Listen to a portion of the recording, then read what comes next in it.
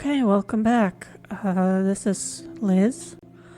I'm continuing my playthrough of The Operator, so join me on this adventure. Got a phone call. Hey, pal. So, It's the douche again. how'd day number 1 at the FDI go? Everything you had hoped for? I don't think Supervisor Skinner likes me. Yeah, well, I wouldn't worry about it. Xavier doesn't even like his own mother. To be honest, no, I probably shouldn't say anything. You can tell me, Mike. Well, between you and me, we're thinking of making a change at the supervisor position. You know, Evan, if you play your cards right, maybe, just maybe. Sorry, buddy, my phone's ringing off the hook here. I gotta run. But hey, great job. And just keep plugging away, okay? I'm proud of you, Evan. Oh, thank you. He didn't say bye. They never say bye. Operator Tanner, Agent Pendle has an update on yesterday's case. Ooh. I'll patch her through in a moment. But before I do, I wanted to let you know that from this point on, you'll talk to the agents directly. Time to cut the umbilical cord. However, as your supervisor, I'll still be in the background monitoring your activity. Oh, I almost forgot. Our cybersecurity department is looking into this unfortunate matter with HAL. You can be assured that it won't happen again. Sure. Good morning, Operator Tanner. Hi. So you remember Ray Wells, right? Of course. So I checked out the address you gave me, but no sign of Wells. Then I get a call from Vice, and guess what? Wells was found dead in a downtown parking garage early this morning. Shot point blank range. Now I'm working 2 homicides, and it's my first week. Welcome to the FDI, Alexandra. Anyway, the garage has cameras, and I got some footage of Wells. That's the good news. The bad news? I don't have all the footage. Sort of weird, but part of it is missing. Has it been tampered with? I don't know. Looks that way, doesn't it? I don't put much stock into conspiracies, but the timing is definitely suspicious. Anyway, think you could take a look? I'm looking for anything that's different between the first and second half of the surveillance footage. Apart from Wells ending up dead and the blood splatter on the pillar. Sorry for the vivid details. That's okay. I'm not grossed out. Let's look at the video. Okay, there's a guy right here.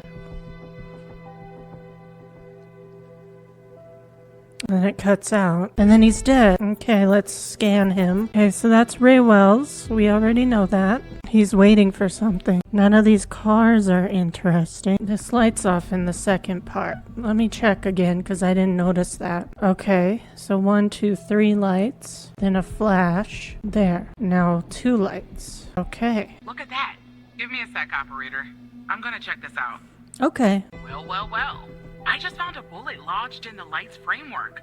I'm sending you Ooh. a photo. Can you run an analysis and tell me what kind of bullet I'm looking at? Yeah.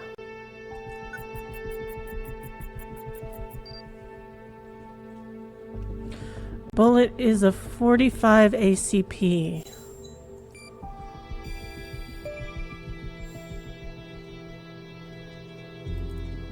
.45 caliber? I believe that's what the military and police use. Well, that's something anyway.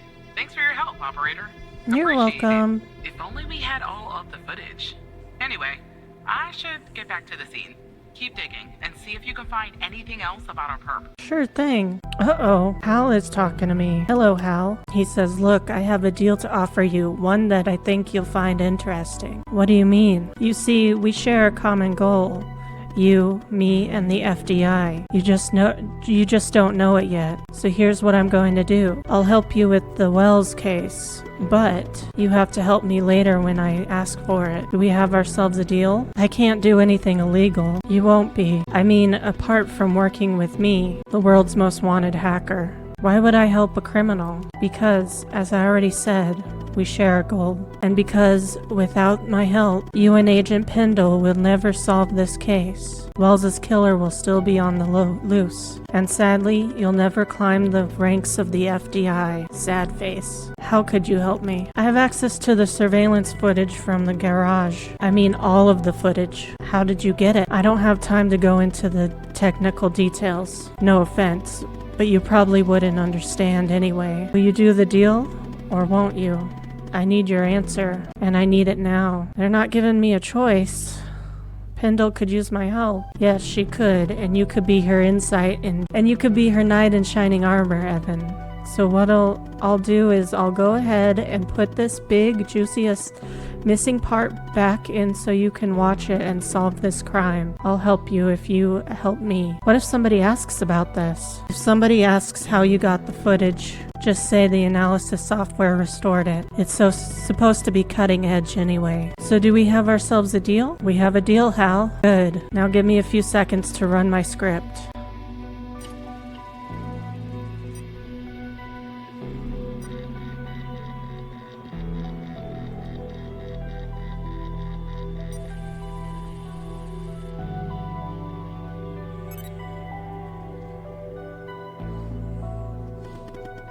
Alright, the missing footage has been magically restored. I hope you have your popcorn ready. I'll be back a little bit later to collect my debt, Evan. Until then. Okay. So, it's like my second day on the FDI operator program, and some guy named Hal, an infamous hacker, has helped me to solve this case. This is highly illegal, but I should look into it.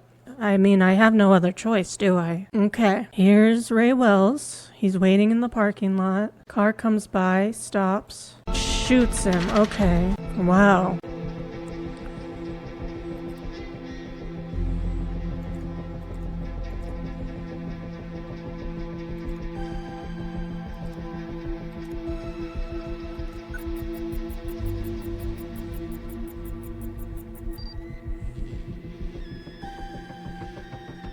There's the killer.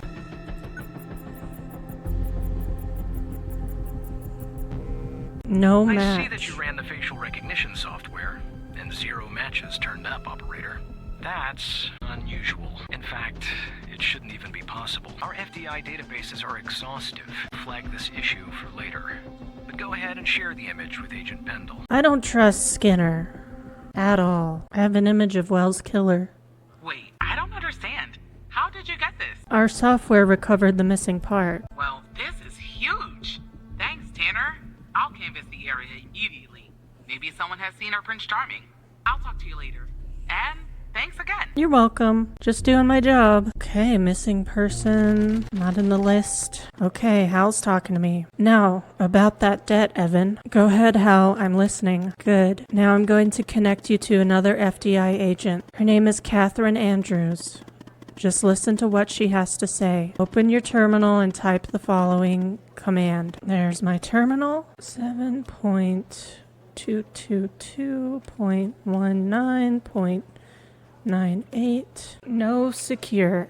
Command does not exist. You can consult the manual with the command help. Oh, I didn't put call in there. Initializing call context, outgoing call. Hello, Operator Tanner.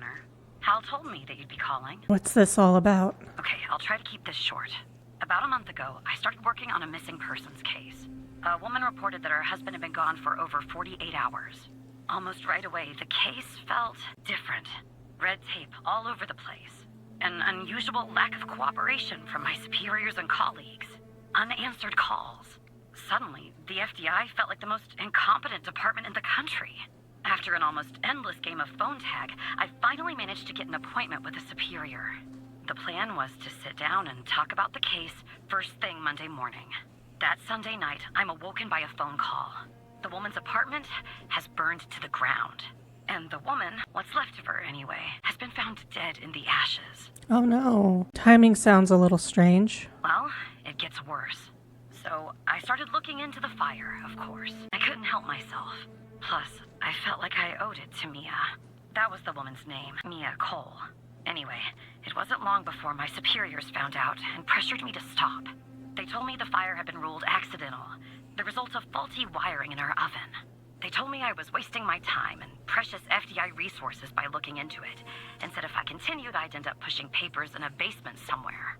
But that fire, Operator Tanner, that fire was no accident. I can feel it. Mia was murdered. I just have to prove it. That's where I'm hoping you can help me. Sounds like the FDI is behind it. Why would Hal help you with this? I'm sorry, but I can't really go into that. Not now, anyway. You just have to trust me. Go ahead and search them in the human DB. The husband's name is Sasha. Sasha and Mia Cole. Please. Okay. Mia Cole. Access forbidden. Asha Cole. Access forbidden. And it's all redacted. I don't have the clearance level. Just another coincidence, right? Look, I don't know why, but someone doesn't want us looking into Sasha and Mia Cole. But we have to, Operator Tanner. It's our job. Who's going to do it if we don't? Can you help me find proof Mia's fire wasn't an accident? Yeah, how can we access their case files? You'll take a look then? Thank you. As far as how to access the case files, that's not really my area of expertise. But you can ask Hal. Okay, I guess I have to ask Hal. How can I access the Cole files? Funny, I was just working on this very thing. So it looks like I can't give you direct access to the files. But I found a bug in the chat. You should be able to inject a query that'll get you in. Just type this.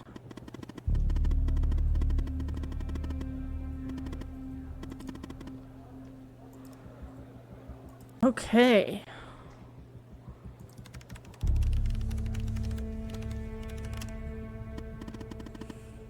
Not in this chat, Evan. In the chat with Andrews.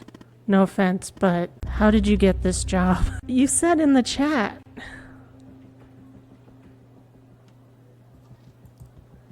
Sorry, I don't understand what that means, Tanner.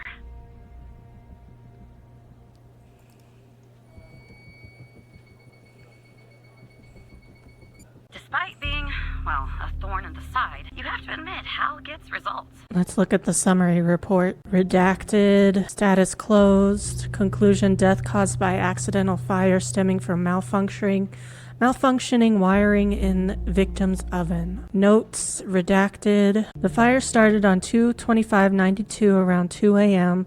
and was successfully contained by 3:12 a.m. Owing to the duration of the fire, minimal evidence remained at the scene. Single victim identified as Mia Cole through dental records, tenant information, and a wedding ring was discovered. The autopsy revealed no anomalies attributing the cause of her death to the fire. No other signs of physical trauma were found. No indications of a forced entry or struggle were evident in the home, aligning with the findings of the victim's autopsy report. The file response team's report, referred to report redacted, concluded that the fire originated from faulty wiring in the oven, conclusions supported by our investigation. No anomalies attributing to the cause of her death to the fire.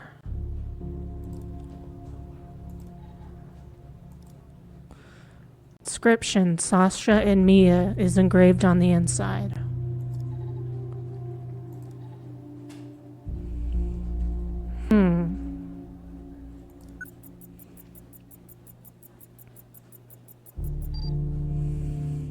So that is Mia Cole. Ash sample.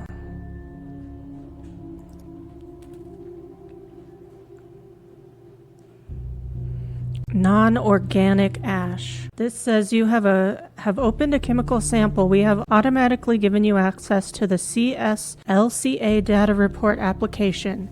You can find it with the other applications in the top left menu. Please review the user manual relative to the chemical sample analysis process before proceeding.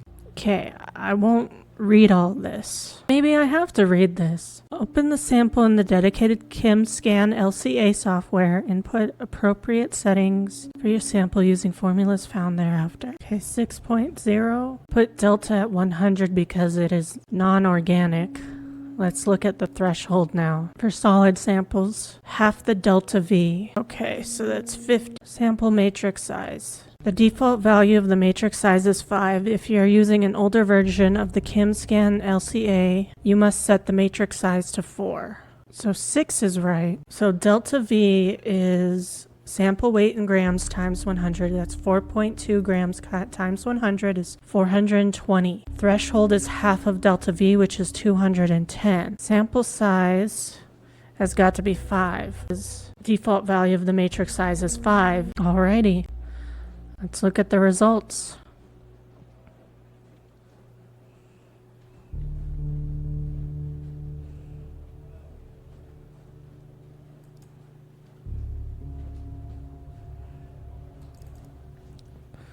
.56 kilohertz, 2.50, 9.22, and the last one is 10.54. Okay, CCVT is down here, so that's 901. pH is 6.5. Calculate. Okay, so I have to do it by highest to lowest. 9.19, 9.22, 2.43, 1.53, 10.64.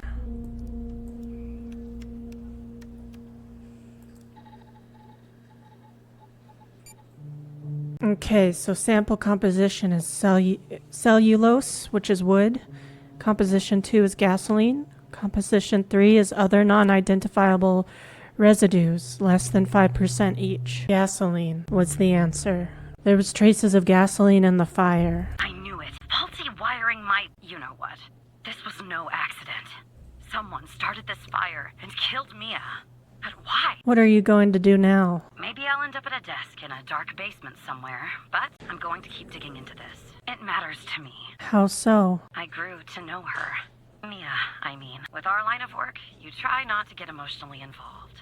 That's what they teach you at the academy. Oh no, what's going on? Almost from the start. And usually, I can turn the switch off. I learned to do that. Feel nothing. But with Mia, I just never could.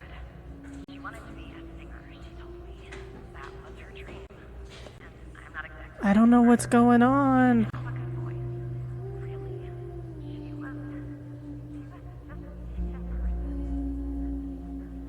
Wanted to find you. Am I dissociating right now?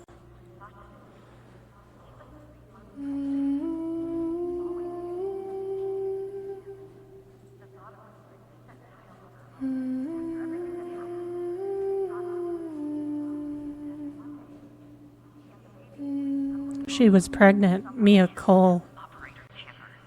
Someone killed Mia and her baby. Are you still there? Yeah, I'm still here. Oh, anyway. Thanks, operator. Because of you, I finally have proof. Knowing Hal, well, as much as someone can know Hal, I have a feeling this won't be the last time you and me work together. Good luck. Let me close everything out. So you found evidence proving the fire wasn't an accident. Well done, Evan. Maybe there's hope for you yet. The way the FDI has handled the Cole case. It's strange, don't you think? It does seem suspicious. Yeah, it does.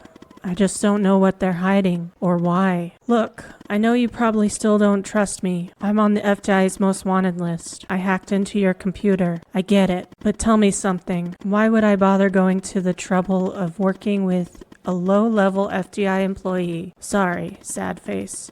If I didn't have a good reason. I have no idea how. Maybe you're thinking about turning me in to get the reward, but it's too late. You're in too deep. Be careful. Operator Tanner, can I have a word? Sure. I see that you've been looking into the database entries for Mia and Sasha Cole. You want to tell me why? I wanted to catch up on the case. I'm lying. I see. In the future, I want you to avoid anything related to Sasha and Mia Cole. It's a closed case. A total waste of your time. And if by chance something else pops up concerning the Coles, and this is very important, you come to me right away. Understood? He's a huge douchebag. I don't like him one bit. I'll talk to you later. Good choice. I know that was probably difficult lying to your friend, but you did the right thing. As a reward, I'll tell you something about myself. Something that only 2 other people know. The reason I have so much access to the FDI. I used to work there. You were in the FDI? I can't tell you more for the moment. But yes, I was. As improbable as that may seem. What do I do now, Hal? For now, nothing. I'll be in touch later, Evan. Curious. There's some sort of deception going on. Opening my trash. Barry. So who the hell am I talking to this time? This is Operator Tanner. The same operator Tanner from before? Yes. Duh. Good. You haven't been fired. I was Not afraid yet. I'd have to explain this goddamn case all over again. I went back to where Connie said she took the photo in the desert. You remember, right? Where she said this flying saucer supposedly landed.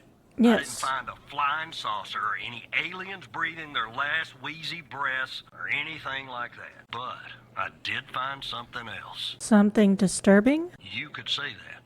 You could definitely say that. I found stones. Bunch of stones lying there on the surface of the sand.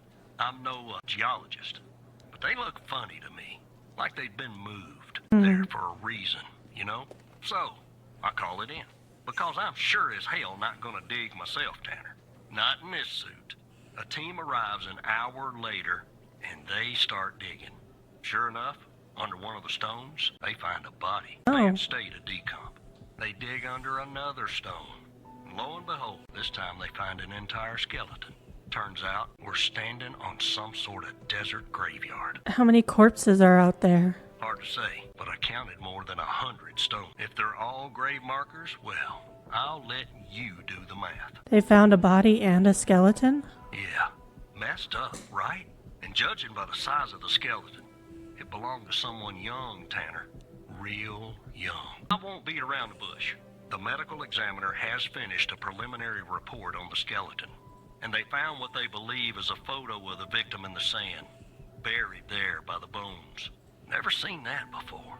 Any chance you can take a look at all this and get me an ID, Tanner? Yeah, of course. I can try. Let me send you the files. Well, it's taken a while. Hard to access the satellite out here in Roswell. Dryfield. Okay. Looks like it went through. About goddamn time. Identify the body.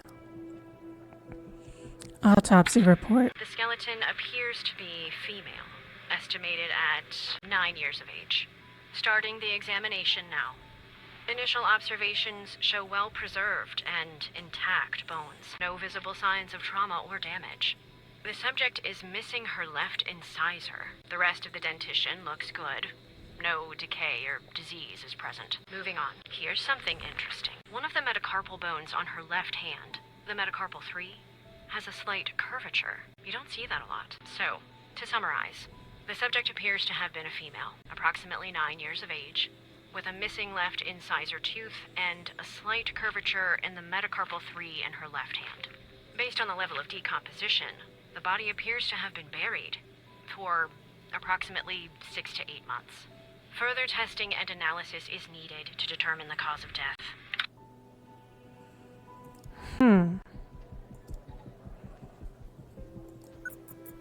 Who's this person? Henry Jenkins. That's the same photo from before.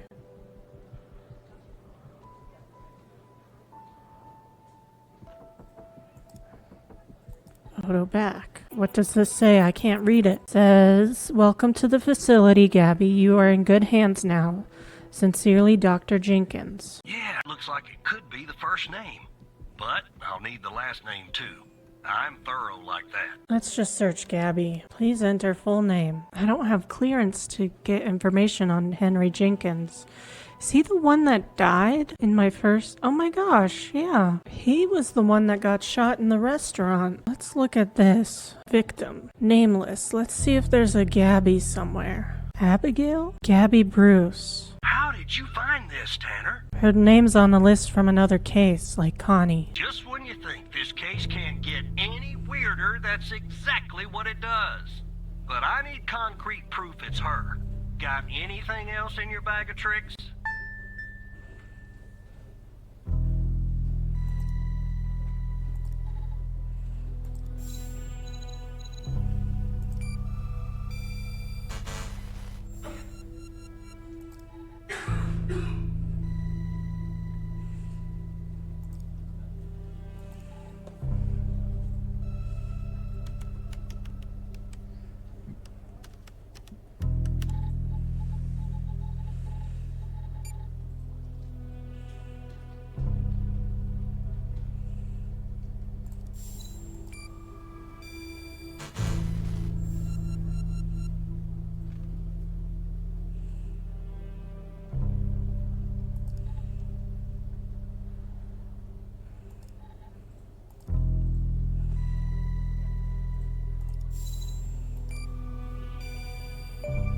There we go. Metacarpal bone. Abnormal growth. Gabby also has an unusual bone growth. I'll be damned. 9 years old, Tanner. Breaks your goddamn heart. What the hell is going on out here? And what's a connection to Connie? It's a good question. Okay, the examiner has just finished processing the second body I was telling you about. The one in the advanced state of decay. Let's see here. Adult male, early 60s. They got an ID on him. Quentin Spence. Want to see if that name is on your magical list too? Yeah, absolutely. There he is. Yeah, he's right here. So there's definitely a link. I see some of the names have been crossed out. Can you figure out what that business means? Crossed out means the person is missing. Looks to be about 100 names like that. That number matches the stones. God damn. And if I was a gambling man, I'd say the circled persons are still alive. Like our Connie. There's something else about Spence, Tanner. What's that? They found him buried in a lab coat. With some, you're never gonna guess. Floppy disk sewn into one of the pockets. Remember what I said about this case getting weirder and weirder? I'm sending everything your way.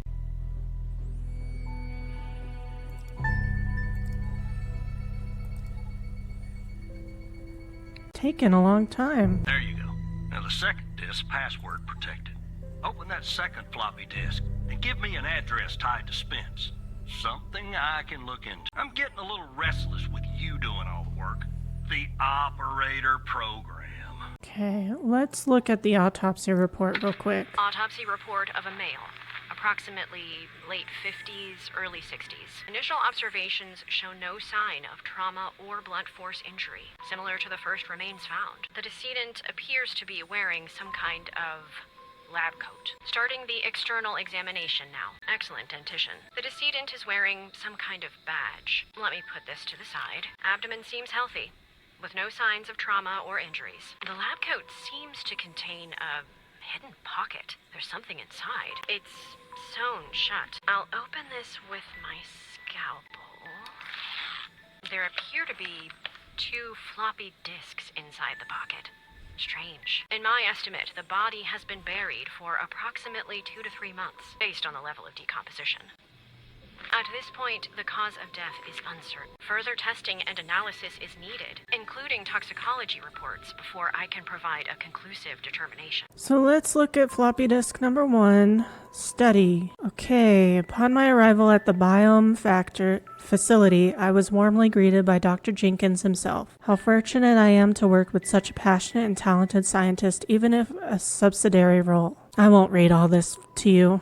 Dr. Isles. So they're researching something on people with no shortage of resources, but unaware of the project's source of funding. So this guy thought he was doing good work. These findings suggest that the FMP 1138 has the potential to improve neural connectivity and plasticity, which could have implications for the treatment of neurological and psychiatric disorders characterized by some synaptic dysfunction. Okay, I'm gonna try and unlock the floppy disk. The symbols and file names written on the second floppy disk look to be there for a reason, Tanner.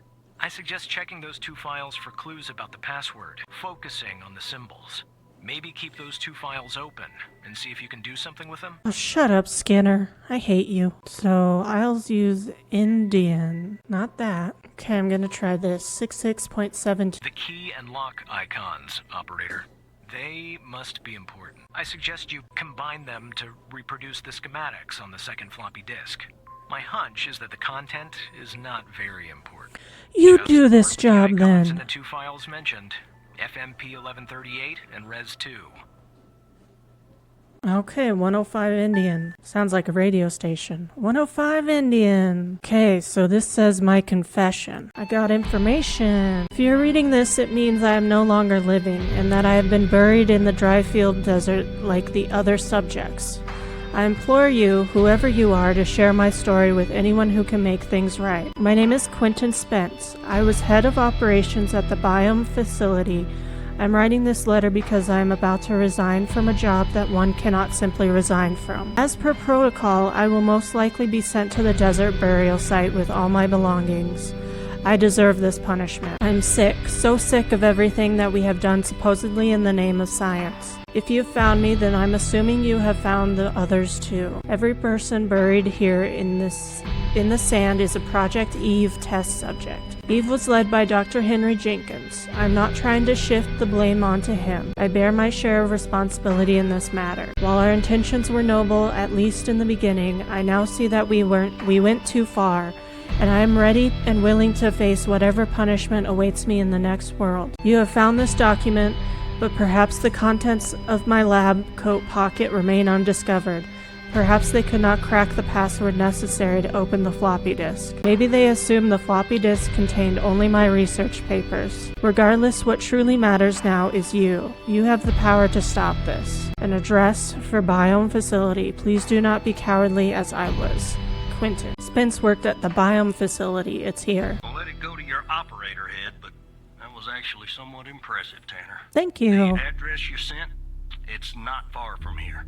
I'll check it out first thing in the morning. Think I'll help the team exhume the rest of these bodies. I hope Barry doesn't end up dead. God help us, Tanner. God help every single one of us. Contact me tomorrow. Let me close all my documents and power off. Alrighty, that was day 2 of my job as the operator. I hope you enjoyed. I know I wasn't as entertaining as I was the last time, but this is a very story-rich game. I really enjoy it. I like discovering mysteries and building the story and everything. Something about it. He's poking around, asking too many questions. Oh shit. Expose us all if you don't rein him in. Yes, his shift is over. Yes. All right. Yeah, fine. We'll talk later. Bye. That was crazy. We'll see what that's all about in the next episode. Thank you for watching. I'm Liz. Have a good night.